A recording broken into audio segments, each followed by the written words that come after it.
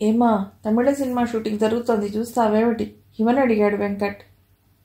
తమిళం నాకేం అర్థమవుతుంది బావగారు? ఆయన నవ్వి, షూటింగ్లో ఉంటే తెలుగు సినిమా అయినా అర్థం కాదు.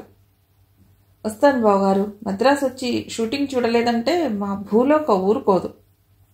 అయితే నేను ముందుగా వెళతాను. మా సినిమా ఎక్కడ ఉందో ఫోన్ చేసి చెప్తాను. రెడీ అవ్వండి. బావగారు సినిమాలు తీస్తున్నారా అక్క? లేదు, సినిమాకి ఫినాన్స్ చేస్తారు. అత్తయ్య గారు మీరు రండి అంది హిమ. మీ మావగారు ఉన్నన్ని రోజులు షూటింగ్లు చూసి చూసి బోర్ కొట్టిందమ్మా. మీరు సరదాగా వెళ్ళి రండి. మీరు ఒక్కరికే ఎందుకు వస్తుంది? మహాభారతం చదువుతున్నాను. ఈ రోజుతో విరాట పర్వం అయిపోతుంది. హిమకి ఒక్క నిమిషం తల్లి గుర్తుకొచ్చి బాధ అనిపించింది. ఆవిడది ఇదే వయస్సు. ఇలా పుస్తకాలు చదవటం, బయటికి రావటం ఏదీ ఉండదు. ఊళ్ళో దేవుణ్ణి కూడా అప్పుడప్పుడు ఊరేగిస్తారు. అటువంటిది మామూలు ఆరోగ్యం కాదని ఆవిడ్ని ఎవ్వరూ ఎక్కడికి తీసుకెళ్లరు. ఏమిటి అలా నిలబడిపోయావు? కౌసల్య అడిగింది. అక్కతో ఇదంతా చెప్పలేదు. చెబితే దానికి నువ్వేగా కారణం అంటుంది. మీ అత్తగారు చాలా మంచివారు అనుకుంటానే, కారెక్కాక అంది హిమ అక్కతో. మంచివారే. ఆవిడకి 3 కొడుకులు కదా, అందుకని ఆడపిల్లలంటే కాస్త ఇష్టం. ఇక మీ బావగారికి నన్ను చేసుకున్నాక వ్యాపారంలో బాగా కలిసి వచ్చిందని నమ్మకం. చాలా వ్యాపారాలకు నా పేరు పెట్టారు. ఈ మధ్య లాభం వచ్చిందని డైమండ్ నెక్లెస్ కొన్నారు అంది కౌసల్య. అలాగా, చాలా సంతోషం. ఒక మనిషి అదృష్ట దురదృష్టాలు వేరే మనిషి మీద ఆధారపడి ఉంటాయా? తల్లి అలా అయిపోవటానికి తను నిజంగా కారణమా? ఈ బాధంతా ఎవరితో అయినా చెప్పాలనిపిస్తుంది. కానీ అక్క, అన్నలు ఆ చనువు ఎప్పుడూ తనకివ్వలేదు.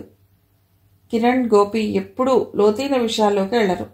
రంగారావు గారు అంటే వాళ్ళకి దేవుడితో సమానం. కార్ దిగు పిన్ని. పిల్లలు పిలవటంతో కార్ దిగింది హిమ. Outdoor shooting. ఏదో ఫైటింగ్ సన్నివేశం.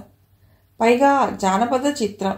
తమిళ సినిమాలు తెలుగులో డబ్ అయి రావటం వలన హిమకి కొంతమంది తమిళ నటులని చూసిన జ్ఞాపకం ఉంది.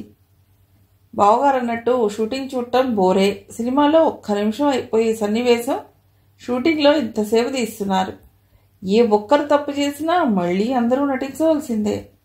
షార్ట్ బ్రేక్లో బావగారు హీరోతో మాట్లాడుతుంటే ఆ హీరో తన వైపు ప్రత్యేకంగా చూసినట్లు అనిపించింది హిమకి.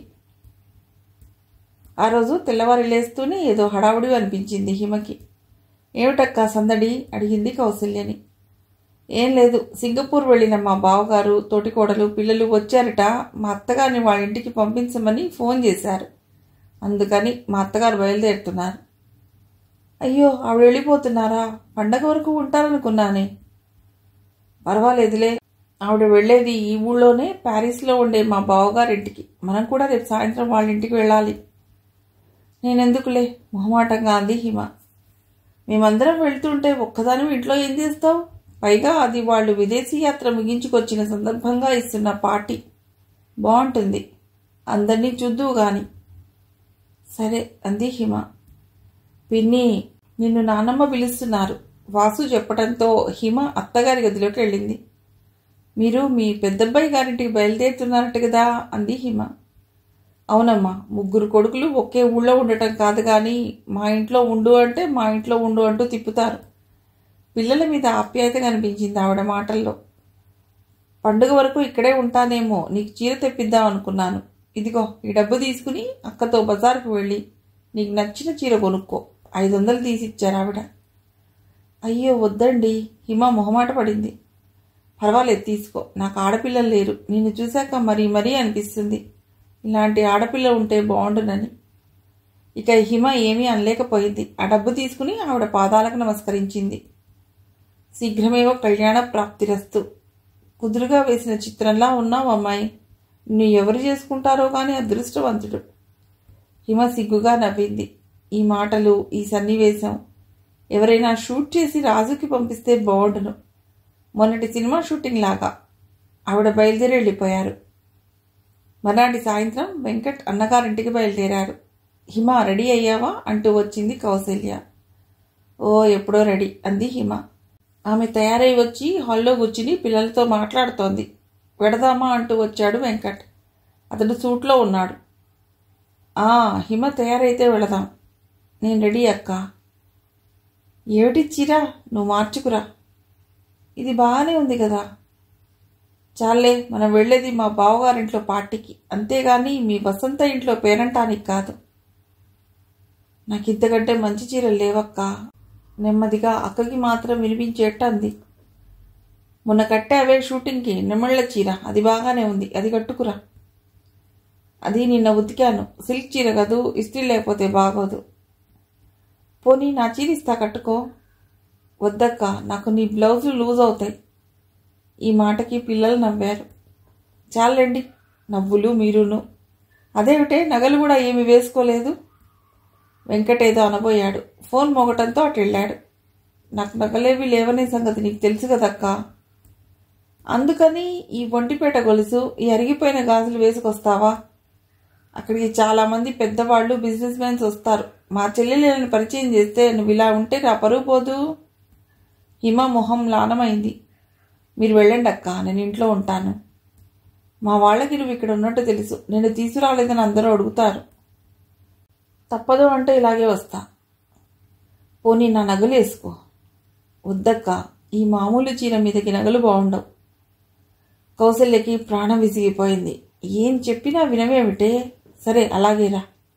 పార్టీకి కొడిగట్టిన దీపసమ్మెలాగా కౌసల్య కోపంలో ఏం మాట్లాడిందో, ఎవరిని అవమానిస్తుందో తెలియటం లేదు.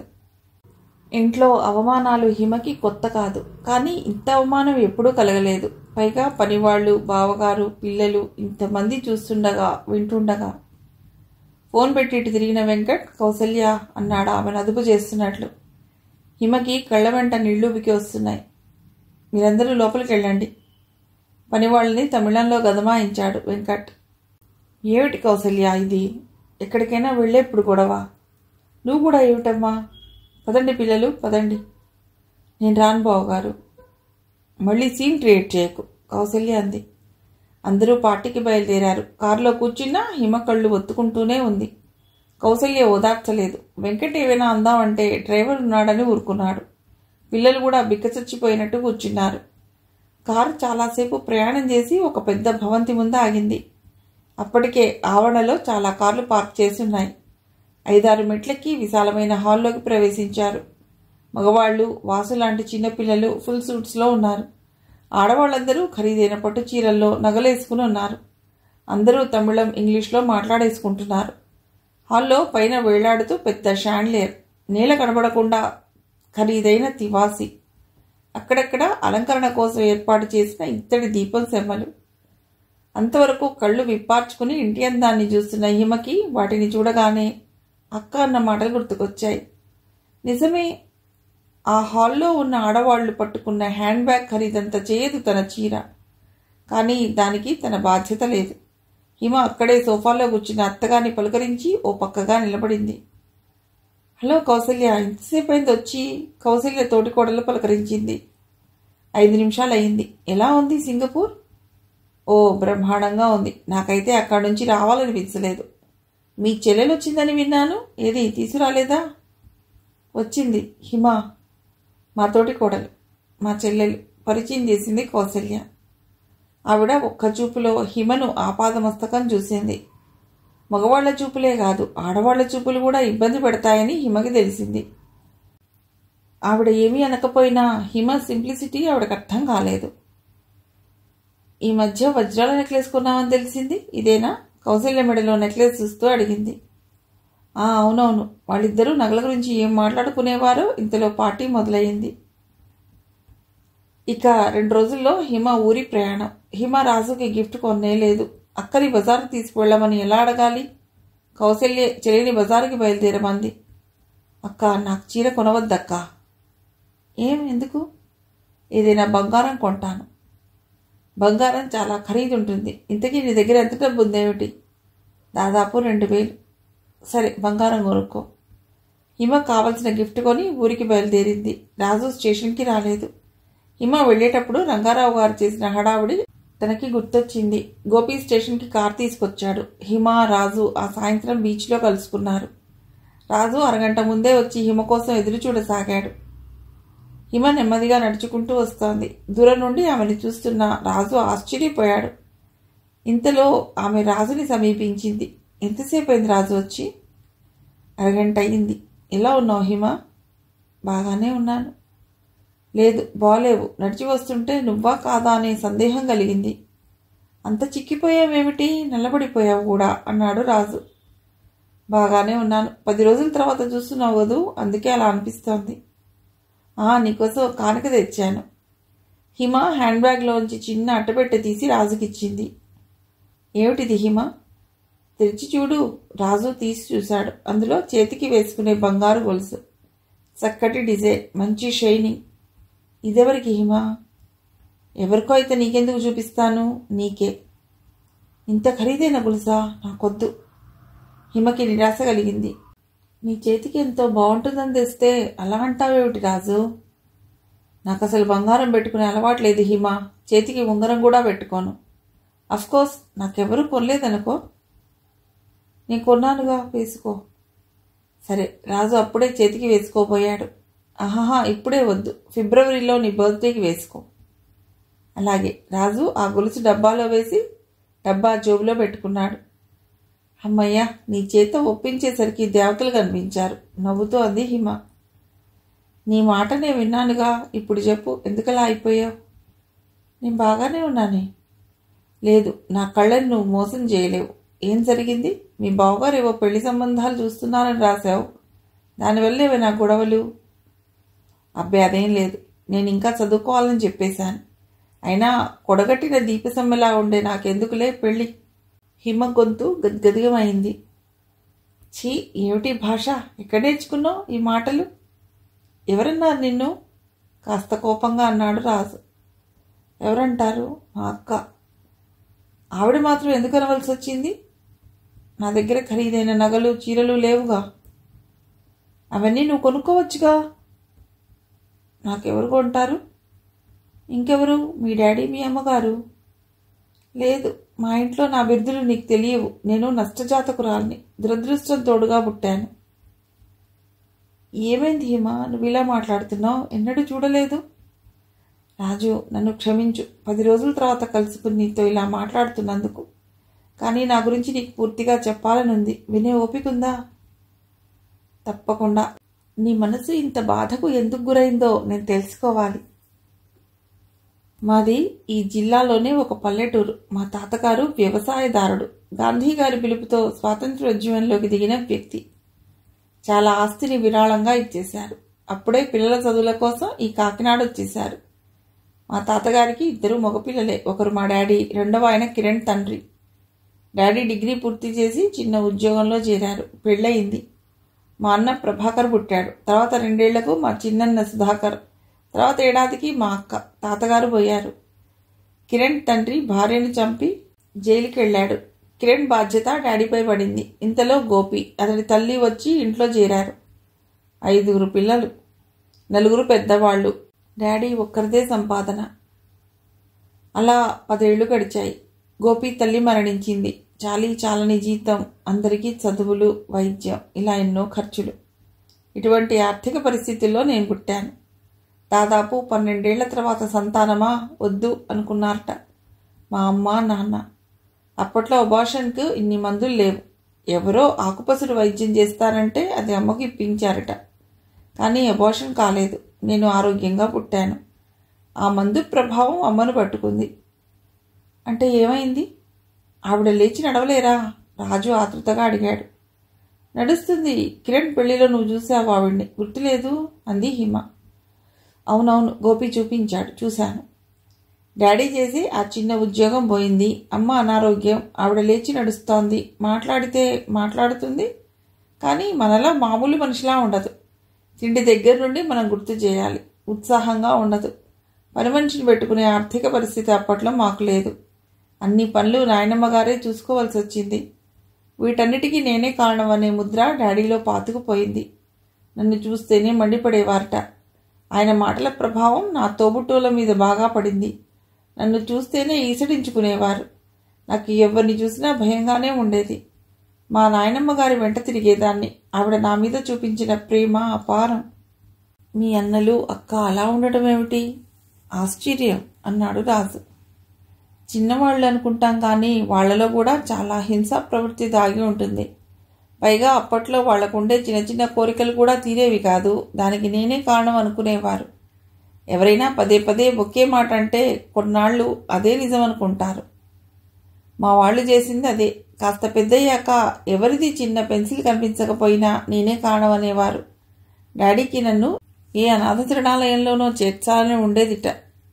హిమా.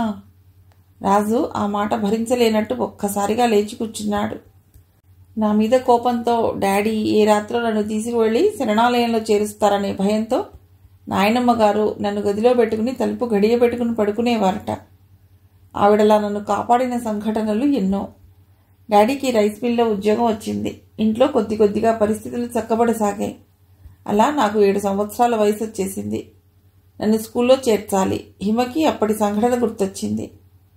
బాబు, రంగా, హిమని స్కూల్లో చేర్చాలిరా అన్నారు రామమ్మ గారు. ఆ నష్టజాతకురాలు స్కూల్ మూసేస్తారు. కన్నతండ్రి అనవలసిన మాటేనా ఇది? ఏదో చిన్న స్కూల్లో అయినా చేర్చరా? నా వల్ల కాదమ్మా. మరోసారి ఈ ప్రసక్తి నా దగ్గర తీసుకురావద్దు. 7 ఏళ్లు వచ్చిన పిల్లని చదివించకపోతే ఎలా? రామమ్మ గారు పెద్ద మనవణ్ణి బతిమాలి హిమని దగ్గరలోని మున్సిపల్ స్కూల్లో చేర్పించారు. కానీ హిమ ఆ స్కూల్ నుండి మధ్యలోనే వచ్చేస్తుండేది. ఆమెకు బామ్మగారిని విడిచిపెట్టి స్కూల్లో ఉండటం అసాధ్యంగా ఉండేది. అప్పటికి రంగారావు గారి ఆర్థిక పరిస్థితి మెరుగుపడింది. లాభం వస్తుంది అనే ప్రతి వ్యాపారాన్ని ఆయన చేపట్టి అనతి కాలంలోనే బాగా డబ్బు గడించారు. అటువంటప్పుడు సాధారణంగా ఆ మనిషికి ఇంట్లో ఏం జరుగుతుందో తెలుసుకునే తీరిక ఉండదు. నాయనమ్మ గారు హిమని కాన్వెంట్ స్కూల్లో చేర్చారు. అక్కడ నేను చేరటం, 4వ తరగతిలో నువ్వు చేరటం. జరిగిన కథ నీకు తెలుసు కదా అంది హిమ. తెలుసు. నీకు ఒకటి అర్థమైందా? హిమ, ఏది జరిగినా మన మంచికే అనే సామెత మన పట్ల నిజమైంది. అంతేనంటావా? కాదా మరి? ఆలోచించి చూడు, నీకే తెలుస్తుంది. ఇంత జరగకపోతే మనం కలుసుకునే వాళ్ళమే కాదు. అఫ్కోర్స్ మీ మదర్ అలా ఉండకపోతే బాగుండేది. ఇంకెప్పుడు నేను నష్టజాతకురాలనే మాట నీ మనసులోకి రానివ్వకు హిమ. లేదు లేదు, అలాంటి ఆలోచన ఉంటే ఈ మాత్రం చదువుకునేదాన్ని కాదు. రాజు, చాలా రోజుల తర్వాత నిన్ను చూసిన ఉద్వేగం, మద్రాసులో జరిగిన సంఘటనలు నన్ను ఈ సాయంత్రం ఇలా మాట్లాడించేట్లు చేశాయి. ఇన్నాళ్ళు నాకు ఒక భయం ఉండేది. నీకు కుటుంబం ఉంది, నీ మధ్య మంచి ప్రేమానురాగాలు ఉన్నాయేమో, వాటిని ప్రేమ పేరుతో నేను నీకు దూరం చేస్తున్నానేమో అనుకుని లోపల ఎక్కడో చిన్న భయం ఉండేది. కానీ ఆ కుటుంబం నీ పట్ల ప్రేమ చూపడం లేదని తెలిసింది. చిత్రం ఏమిటంటే మా వాళ్ళు పెద్దయినా మారలేదు. వాళ్ళ ద్వేషం అలాగే ఉంది. పోన్లే, వాళ్లతో పనేమిటి? బాగా చదివి నిన్ను నువ్వు ప్రూవ్ చేసుకోవాలి. నా ముందుండే లక్ష్యం కూడా అదే. రాజు, నేను ఒక మాట చెప్తాను, ఏమనుకోవుగా? ఇంత మనసు విప్పి మాట్లాడుకున్నాక ఇంకా సందేహమా? అడుగు. ఒక్క చదువు విషయమే కాదు, నేను తీసుకునే ఏ నిర్ణయమైనా మా వాళ్ళు లోపం ఎంచేట్టు ఉండొద్దు. అర్థమైంది. నా విషయమేగా, ఎప్పుడు నీకు అవమానం కలిగేటట్టు ప్రవర్తించను, సరేనా? హిమ నవ్వేసింది. అమ్మయ్య, ఎంతసేపటికి నీ మొహంలో నవ్వు చూశాను. హిమ, నీకు ఈ పేరు ఎవరు పెట్టారు? చాలా కొత్తగా ఉంది. అబ్బా, ఇన్నాళ్లకు డౌట్ వచ్చిందా? అసలు నాకు ఆ పేరు పెట్టడం కూడా మా డాడీకి ఇష్టం లేదుట. మా నాయనమ్మ గారే దగ్గరలోని రామాలయానికి తీసుకువెళ్ళి హిమజ్వాల అని పేరు పెట్టారట. అదే నేను అడిగేది. పరస్పర వ్యతిరేక ధర్మాలు గల ఈ పేరు ఇలా పెట్టాలనిపించింది. నువ్వెప్పుడు అడగలేదా? మా తాతగారి పేరు జ్వాలా సుబ్రహ్మణ్యం. నాయనమ్మ గారికి పార్వతీదేవి అంటే ఇష్టం. ఆమె హిమవంతుడి కూతురు కాబట్టి ఆ 2 పేర్లలోని మొదటి పేర్లను కలిపి నాకు పెట్టారు. ఏవైనా ఆవిడ పుట్టిన దగ్గర నుండి నిన్ను కాపాడినందుకు, ఇంత మంచి పేరుతో నిన్ను నాకు అందించినందుకు నివాళులు బామ్మగారు మీకు. బాగుంది, కానీ నువ్వు మీ ఊరు వెళ్ళలేదేం? అక్కడి అడ్రస్ నీకు ఇవ్వలేదు. పైగా ఆ ఊళ్ళో నాకేం దోచదు. లాస్ట్ ఇయర్ అంటే పొలం అమ్మాలని వెళ్ళాను. పోనీ 2 రోజులకైనా వెళ్ళి రాలేకపోయావా? ఆహా, వాళ్ళ మాటలు చేష్టలు కొంచెం బాగుండవు హిమ. గట్టిగా మాట్లాడుకోవటం, అనాలోచితంగా అశ్లీలాలు మాట్లాడటం నాకు నచ్చదు. ముళ్ళపూడి గారు అన్నట్టు వీలైతే ఐక్యరాజ్య సమితి అక్కడ పెట్టేని రాజకీయాలు ఉన్నాయి ఆ ఊళ్ళో. మరి మీ మావయ్య అయినా రాలేదని అడగరా? లేదు, నేను చిన్నప్పుడు బాగా అల్లరి చేసేవాణ్ణి. ఆ అల్లరి భరించలేక మా మావయ్య ఇక్కడ హాస్టల్లో చేర్చాడు. దానితో ఆ ఊరితో నా అనుబంధం చాలా తక్కువ. మీ మావయ్య గారికి పిల్లలు ఎంతమంది? ఏం చదువుతున్నారు? పిల్లలు కాదు, ఒక్కతే అమ్మాయి. 10th అయిపోయింది అనుకుంటా. ఏమిటి, నువ్వు తనతో మాట్లాడవా? లేదు, నేను ఆ ఊరు వెళ్లేదే తక్కువ, ఇంకా మాటలు కూడానా? అసలు నేను వాళ్ళ ఇంటికి వెళ్ళను. అత్తయ్య పాలేరు చేత భోజనం పంపిస్తుంది. బాగుంది, అక్కడ మంచిగా చికెన్ తినొస్తావేమో నువ్వు, నవ్వుతూ అంది హిమ. బాగా గుర్తు చేశావు, ఈసారి నీకు తెస్తాను అన్నాడు రాజు కూడా నవ్వుతూ. కార్తీక మాసం చలిగాలి మత్తుగా ఉంది. క్రితం ఏడాది ఇదే రోజుల్లో కిరణ్కి గోపికి పెళ్లి చేయాలని తను తెగ తాపత్రయపడింది. అప్పుడే ఏడాది గడిచిపోయిందా? హిమ ఆలోచిస్తూ నడుస్తోంది. 5 గంటలకే చీకటి పడినట్టు ఉంటోంది. రాజు వచ్చి కలిశాడు ఆమెను. ఇద్దరూ ఎవరి కాలేజీ విశేషాలు వారు చెప్పుకుంటున్నారు. అదిగో వసంత, శివరాం అంది హిమ దూరంగా నడుచుకొస్తున్న వాళ్ళని చూసి.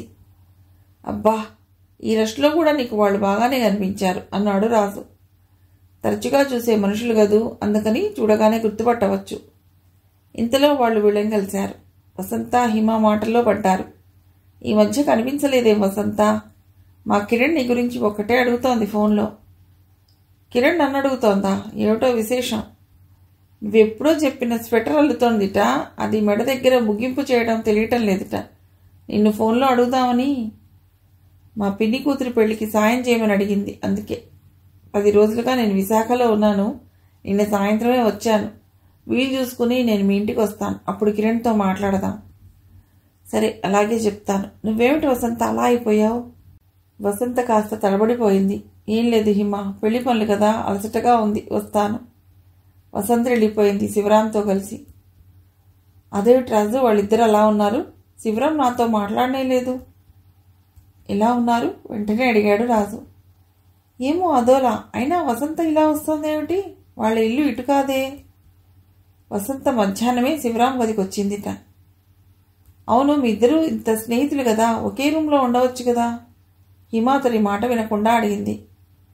వాడితో ఒకే రూమ్లోనా? చూసావుగా, నిన్న వైజాగ్ నుండి వచ్చాట, రేపు విజయవాడ వెళ్తాట. వాడు అర్ధరాత్రి దిగుతాడు. రూమ్ చేరడానికి ఏదో వాహనం ఉండాలి, తినటానికి చిన్న కాకా హోటల్ అయినా ఉండాలి.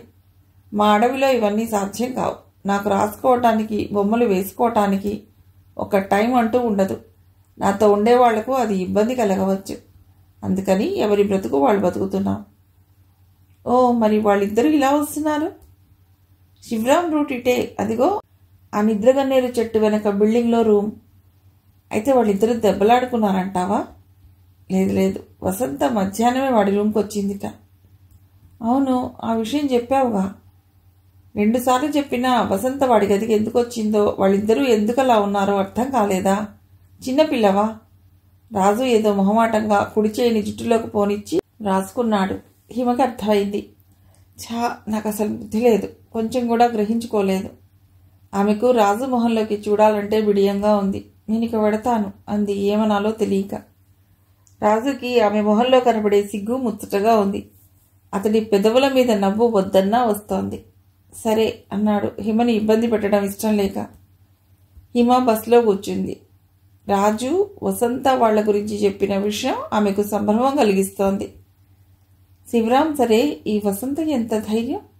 ఏమీ తోచకపోతే శివరాం గదికి వెళ్ళి కూర్చుంటాను అని వసంత అనటంలో ఇదా అర్థం?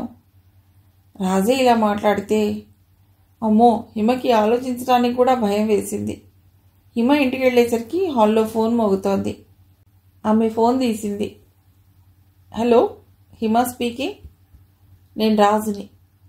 చెప్పు. ఏం చెప్పాలి? సిగ్గు కూడా ఇంత అందంగా ఉంటుందా? నువ్వు ఇక ఆ విషయం వదిలిపెట్టవా? వదిలిపెట్టను, వాగ్దానం చేశానుగా. ఏమైనా శివరాం అదృష్టవంతుడు. ఎందుకో అబ్బా తెలియనట్టు. వాళ్ళకి అర్థం కావటం లేదనుకుంటా. ఎదురుచూపులో నిరంతర భావన ఉంది. ఆగి ఆగి పొందిన అనుభవంలో ఆనందం ఉంది. అవును, ఇదంతా నా చేత ఎందుకు చెప్పిస్తున్నావు? నీకు తెలీదా? తెలుసు. శివరాంను నేను చాలాసార్లు హెచ్చరించాను, వాడు వినలేదు. అది వాళ్ళ విషయం, మనకెందుకు? వాళ్లల్లో వసంత అనే ఆడపిల్ల ఉంది. ఏదైనా జరిగితే బాధ్యత తీసుకునే పరిస్థితిలో శివరాం ఉండాలిగా. రాజు, నువ్వు చాలా మెచ్యూరిటీతో ఆలోచిస్తున్నావు. నాకు చాలా రోజుల క్రితమే ఈ విషయం తెలుసు. తెలుసుకుని మనం ఏం చేయగలం? వాళ్ళకి తొందరలో పెళ్లి కావాలని కోరుకుందాం. మనమే చేయాలి పెళ్లి అన్నాడు రాజు. మిగిలిన కథ తర్వాతి భాగంలో.